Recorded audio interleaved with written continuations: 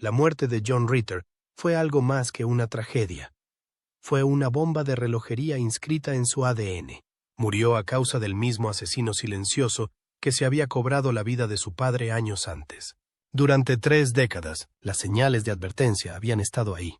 En su último día, todos a su alrededor vieron los síntomas, pero nadie reconoció su significado, ni siquiera los médicos de urgencias.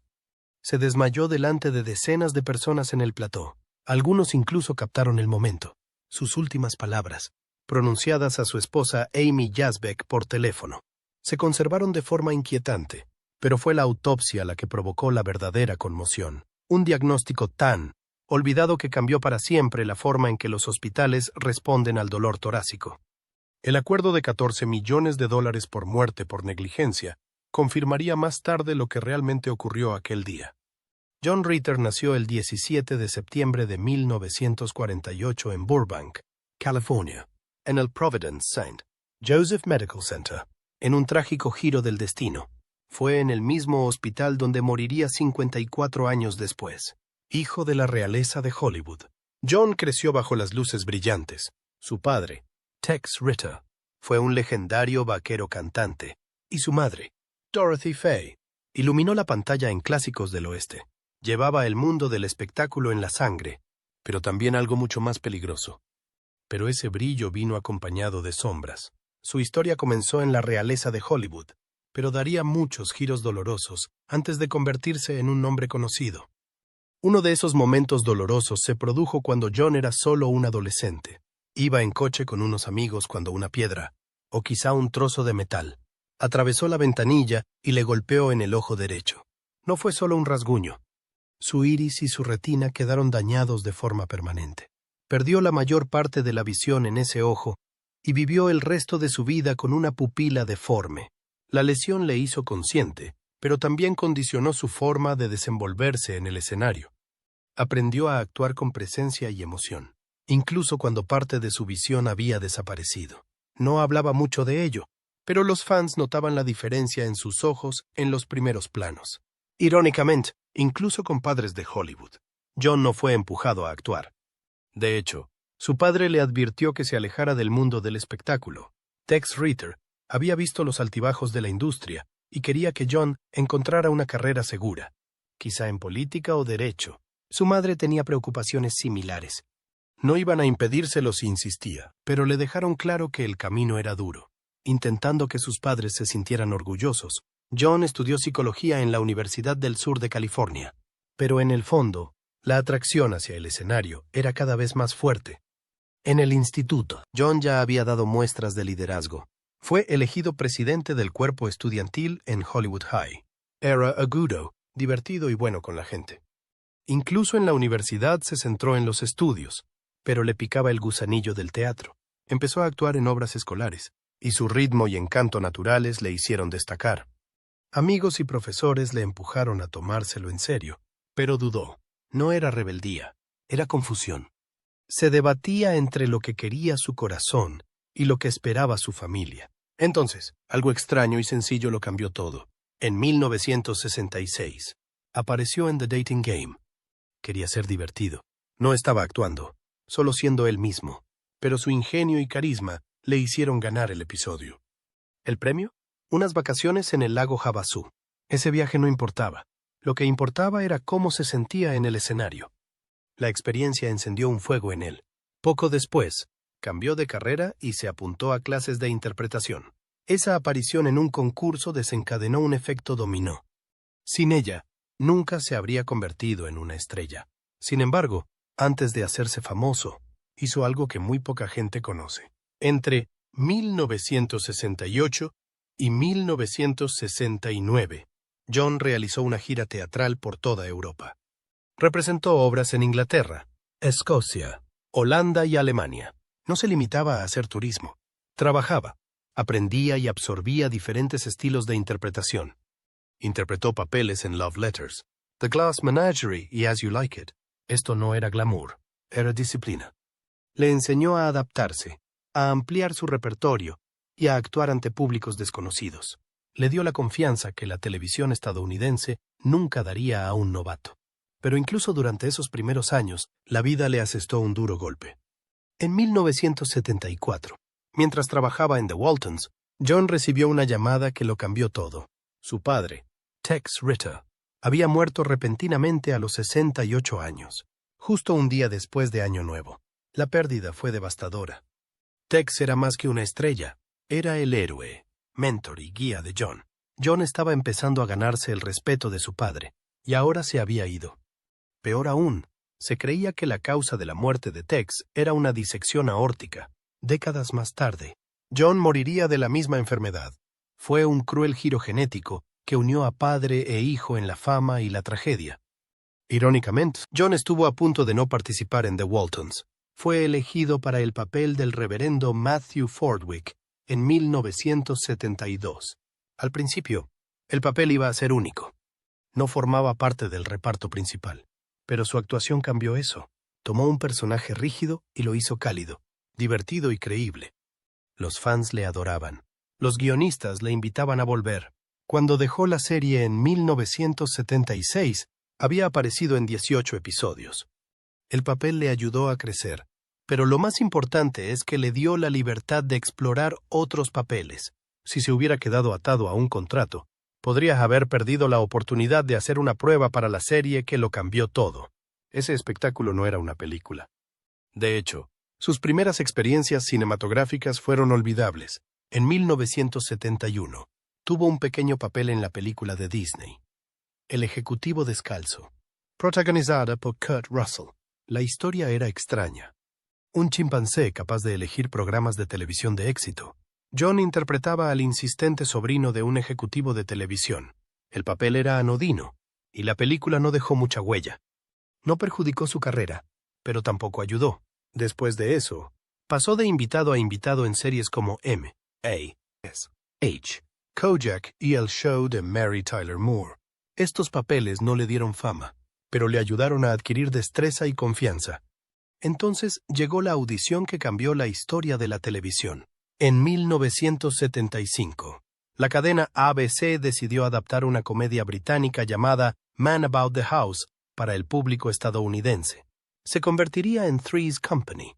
Más de 50 actores probaron para el papel de Jack Tripper. Uno de ellos era un joven Billy Crystal, pero John Ritter destacó. El papel requería sincronización perfecta, encanto y comedia física. Lo tenía todo. El primer piloto fue rechazado. Entonces el espectáculo fue refundido y reescrito. John tuvo que luchar por su puesto en todo momento. Incluso después de conseguir el reparto, la serie sufrió retrasos e incertidumbre. Silverman estaba revisando las cintas de las audiciones a altas horas de la noche, cuando de repente vio a Suzanne Somers. La reconoció de The Tonight Show. En 24 horas estaba en el plató. Nadie sabía cómo su cinta se había perdido la primera vez. Pero cuando las cámaras rodaron, fue mágico. Su sincronización, su encanto, todo funcionó. Chrissy Snow había nacido, y el trío que definiría el programa estaba finalmente completo. Cuando el programa se estrenó el 15 de marzo de 1977, la gente no sabía qué hacer con él.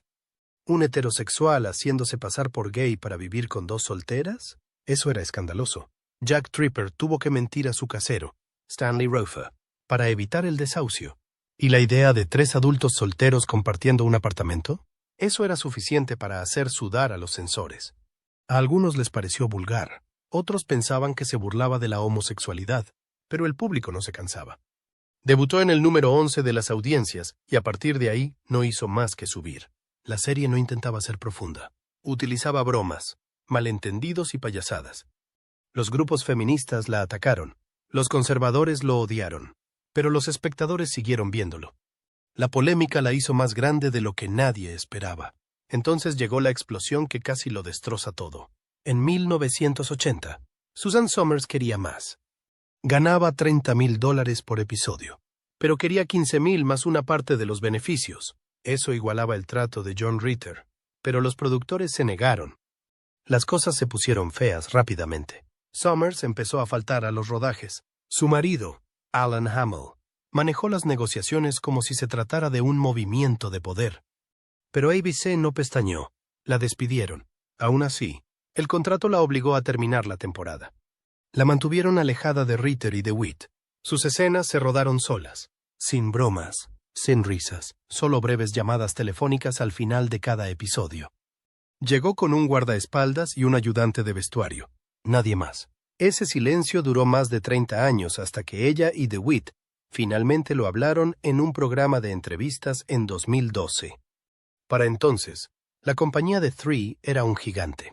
El programa estaba en todas partes, top 10 en los ratings, vendida en sindicación, y John Ritter era la cara de todo. Pero ser Jack Tripper tenía un precio. Ritter no podía escapar de él. Se había formado en arte dramático, trabajó en The Waltons y tenía verdaderas dotes interpretativas. Pero nada de eso importaba. Los directores veían a Jack, no a John.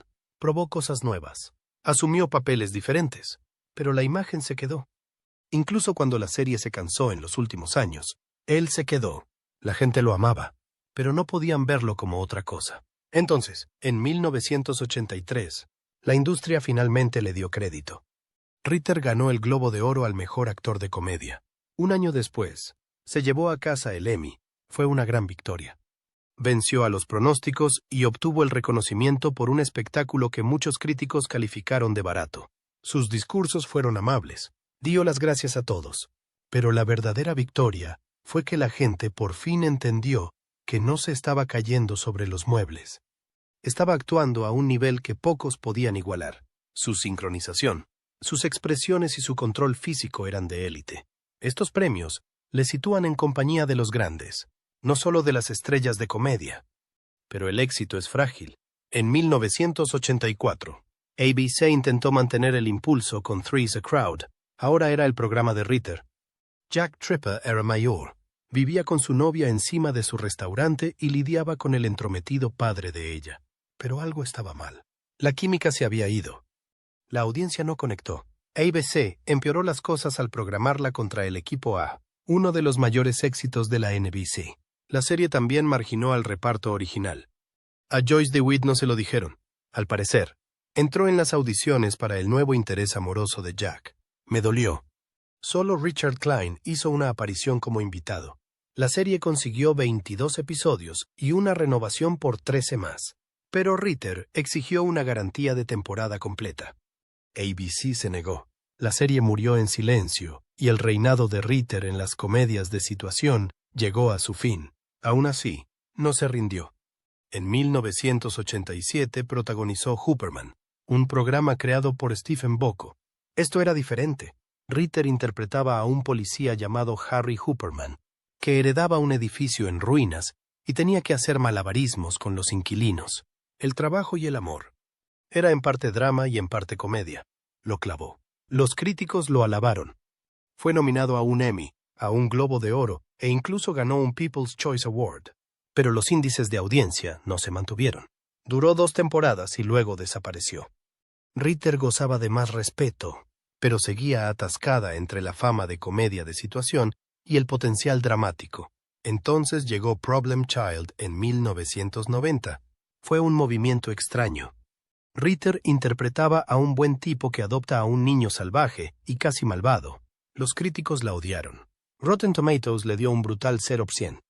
Algunos lo calificaron de cruel. Un cartel promocional, en el que aparecía un gato en una secadora, provocó protestas de los defensores de los animales, aunque la escena no aparecía en la película. Pero al público no le importó. Ganó $72,2 millones con un presupuesto de solo 11 millones. Ritter regresó para la secuela, aunque los críticos pusieran los ojos en blanco. Extrañamente, le dio algo real. Conoció a Amy Yazbek, su compañera de reparto y futura esposa.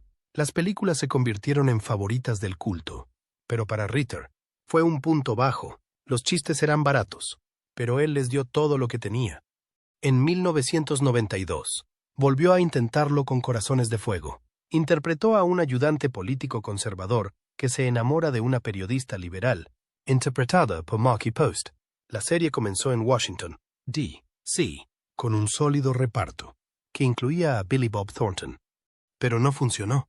En la segunda temporada, cambiaron el escenario a un pueblo pequeño, intentando cambiar las cosas. Aún así, apenas se mantuvo con vida. Duró 3 temporadas, pero al final, estaba claro. La magia simplemente no estaba allí. Las audiencias no lo siguieron, y Ritter no pudo recuperar el éxito de sitcom que una vez tuvo. Entonces ocurrió algo inesperado. En 1996, Billy Bob Thornton le dio un papel en Sling Blade. Ritter interpretaba a Vaughn, un gerente de tienda abiertamente gay que apoya al protagonista, Carl. Esto no era comedia. Esto era drama, crudo y tranquilo. La película se hizo con un presupuesto mínimo, menos de $1 millón, y se rodó en menos de un mes. A los críticos les encantó. La actuación de Ritter sorprendió a todos. Había tensión entre bastidores. A Ritter no le gustó el corte de pelo que le hicieron, pero nada de eso se notó en la pantalla. Sling Blade ganó un Oscar, y Ritter demostró que tenía profundidad. John Ritter se casó con la actriz Nancy Morgan en octubre de 1977, el mismo año en que su serie Three's Company irrumpió en las pantallas de televisión. Desde fuera parecía un cuento de hadas. Tuvieron 3 hijos, Jason en 1980, Carly en 1982 y Tyler en 1985. Durante un tiempo, todo parecía perfecto, pero la fama nunca es gratis. A finales de los 80, las grietas en su matrimonio eran cada vez más profundas. La presión de Hollywood, las agendas interminables y la vida en el candelero les fueron separando poco a poco. En 1993 se separaron. El divorcio se hizo oficial en septiembre de 1996, pero no hubo consecuencias desagradables, ni titulares, solo 2 personas que se dieron cuenta tranquilamente de que ya no estaban destinadas a seguir el mismo camino. Nancy siguió apoyando la carrera de John y sus hijos se mantuvieron cerca de ambos padres.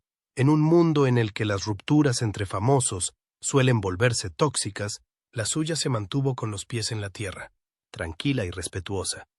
Pero mientras el primer matrimonio de John llegaba a su fin, empezaba algo inesperado. En 1990, en el rodaje de Problem Child, conoció a la actriz Amy Yazbek. Su conexión fue instantánea. Durante una lectura informal en casa del director, John se dio cuenta de que Amy no había comido y le dio un bollo con queso fresco. Ese pequeño momento desencadenó algo más grande. Durante los meses siguientes, rodaron juntos, se rieron juntos y construyeron un vínculo que creció silenciosamente entre bastidores. Amy dijo más tarde que John la ayudó a dominar la comedia física y que compartían un profundo amor por los viejos clásicos de Hollywood, aunque por entonces seguía casado. La distancia emocional entre John y Nancy ya había hecho mella. Su divorcio finalizó en 1996, pero su relación con Amy permaneció en secreto durante años. No se precipitaron. Cuando finalmente se casaron en 1999, 9 años después de conocerse, no fue un amor de tabloide. Fue real, ganado y basado en la confianza mutua. Los hijos de John nunca fueron meros personajes secundarios de su historia. Vivieron sus propios capítulos complicados. Jason siguió los pasos de su padre en el mundo de la interpretación, protagonizando series como Parenthood y Raising Dion. Obtuvo nominaciones a los Emmy y construyó una carrera basada en el talento, no en el legado. Carly tomó un camino diferente, convirtiéndose en una cantante folk que lanzó su álbum debut en 2013. Tyler se resistió a los focos al principio, mudándose a Argentina para enseñar antes de volver más tarde para actuar en Arrow y los McCarthy. Luego estaba Stella, nacida en 1998, que más tarde hizo la transición y ahora vive como Noah Lee Ritter. La salida del armario pública de Noah a los 18 años en 2016 sorprendió a muchos, pero sus hermanos le apoyaron completamente. Los hijos de Ritter han vivido divorcios, fama, dolor y transformaciones personales. A pesar de todo, se mantuvieron unidos. Cada uno lleva una parte del legado de John, su humor, su calidez y su feroz amor por la familia. Cuando John finalmente se casó con Amy Yazbek, no se trataba solo de romance. Se trataba de reconstruir. Se casaron el 18 de septiembre de 1999 en el Murphy Theater de Wilmington, Ohio. El local tenía casi un siglo de antigüedad y estaba lleno de historia, encanto y significado. Un año antes, el 11 de septiembre de 1998, habían dado la bienvenida a su hija Stella, con lo que cumplían 3 años en una semana. Amy el 2, John el 17 y Stella el 11. Su boda fue como una celebración de la vida misma. La ceremonia no fue un espectáculo de Hollywood. Fue cercana, personal y llena de amor. Amy dijo más tarde que las bromas y la amabilidad de John hicieron que todo el día pareciera mágico. Para ellos, aquel viejo teatro no era solo un lugar.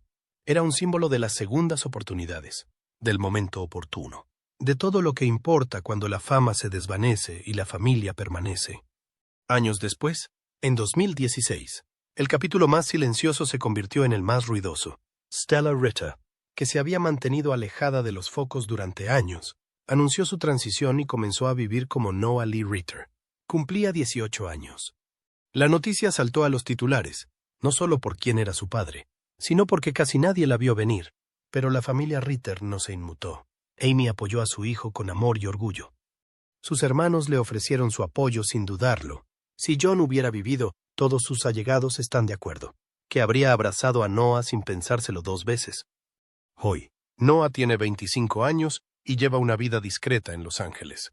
No persigue la fama, solo vive como él mismo, que en Hollywood es quizás lo más valiente de todo.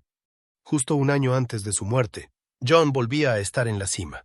En septiembre de 2002, volvió a la televisión y se comió reglas sencillas para salir con mi hija adolescente. Algunos pensaban que era demasiado viejo para volver. Se equivocaron. Al público le encantó su papel de Paul Hennessy, el padre sobreprotector que intenta sobrevivir al caos adolescente. La serie mezclaba el humor con la emoción real, y John lo hacía sentir sin esfuerzo. En 2003, ya había ganado el People's Choice Award a la mejor comedia nueva. Ritter estaba de vuelta, pero no como Jack Tripper. Había evolucionado. Su sincronización era más aguda, su calidez más profunda. El programa se convirtió en un ritual semanal para las familias de América y Europa. No solo era divertido, parecía real. Su regreso no fue una reaparición. Fue un recordatorio de que algunas estrellas nunca se apagan. Pero debajo de todo ese éxito, algo iba terriblemente mal. La mañana del 11 de septiembre de 2003 empezó como cualquier otra en el plató de 8 reglas simples. Henry Winkler, el legendario Fonz, estaba en el plató como estrella invitada. Todo el mundo estaba entusiasmado. John Ritter, el alma de la serie, estaba con su habitual buen humor. Contó chistes, compartió risas con Winkler y se aseguró de que el reparto y el equipo sintieran su calor. No parecía un hombre en peligro. Estaba animado, comprometido y lleno de energía. Pero bajo la superficie, algo ya iba mal. Algo que nadie podía ver venir. Más tarde ese mismo día, las cosas cambiaron rápidamente. Ritter empezó a sudar copiosamente.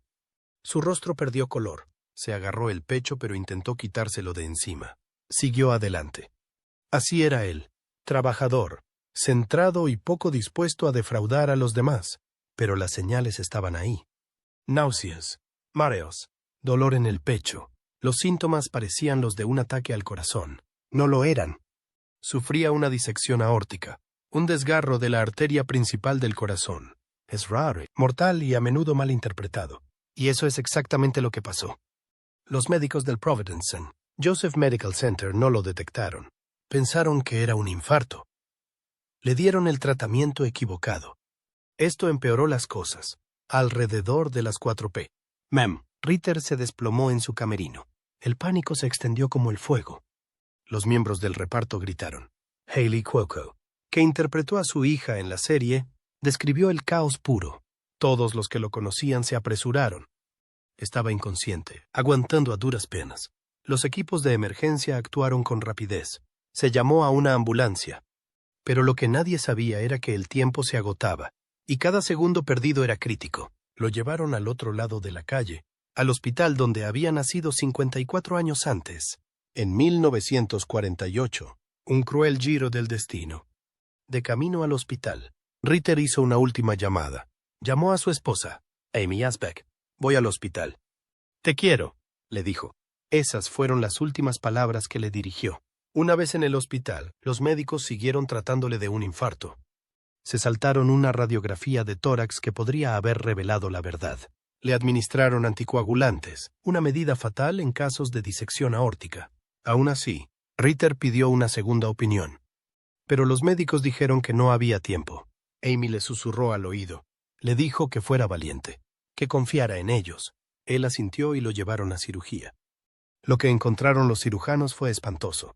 Su aorta no solo estaba desgarrada, estaba destrozada. El daño era tan extenso que no había forma de repararlo. El tratamiento anterior había empeorado las cosas, y la oportunidad de salvarlo había pasado. Murió esa misma noche, exactamente a las 10:48 p.m. John Ritter fue declarado muerto. Le faltaban solo 6 días para cumplir 55 años. Un final repentino para una vida que aún tenía mucho que dar. La noticia conmocionó a Hollywood. Dejó atónitos a sus fans y devastó a su familia. Amy Yasbeck, afligida pero decidida, presentó una demanda de $67 millones por homicidio culposo. Acusó al hospital y a 2 médicos de no diagnosticar el verdadero estado de Ritter. La cifra se basaba en los posibles ingresos futuros de Ritter, $350,000 por episodio para una serie que se espera que dure 7 años. En su opinión, una prueba y un diagnóstico correctos podrían haberle salvado. La radiografía de tórax que faltaba se convirtió en el centro del caso. Se había pedido. Nunca se hizo. Antes incluso de que empezara el juicio, el hospital y otros 8 profesionales médicos llegaron a un acuerdo por $14 millones. El Providence St. Joseph Medical Center pagó $9,4 millones. Fue uno de los mayores acuerdos de este tipo. Pero Amy no se detuvo ahí. Llevó el caso a los tribunales con la esperanza de que se hiciera justicia. La batalla judicial duró un mes. Fue doloroso, público y emotivo. Amigos, familiares y colegas de Ritter testificaron. En 2008, el jurado dio su veredicto. Autorizó a ambos médicos, el Dr. Joseph Lee y el Dr. Matthew Lotish. 9 votaron inocente. 3 no estuvieron de acuerdo. La mayoría creía que los médicos habían hecho todo lo posible bajo una presión extrema. Argumentaron que el estado de Ritter ya estaba demasiado avanzado. Un experto llegó a afirmar que, incluso con el diagnóstico correcto, Ritter habría muerto de todos modos. Tenía una presentación extraordinariamente rara de una enfermedad muy poco frecuente, dijo la defensa. El argumento dejó atónitos a la sala y al público. El jurado estuvo de acuerdo. Para Amy, fue otro desengaño. Pero su lucha no terminó ahí. Pocas semanas después de la muerte de John, Amy creó la Fundación John Ritter para la Salud Aórtica. Su misión era clara: salvar vidas concienciando a la población. Crearon las reglas de Ritter, unas sencillas directrices para ayudar a identificar la disección aórtica antes de que sea demasiado tarde. Destaca un hecho clave.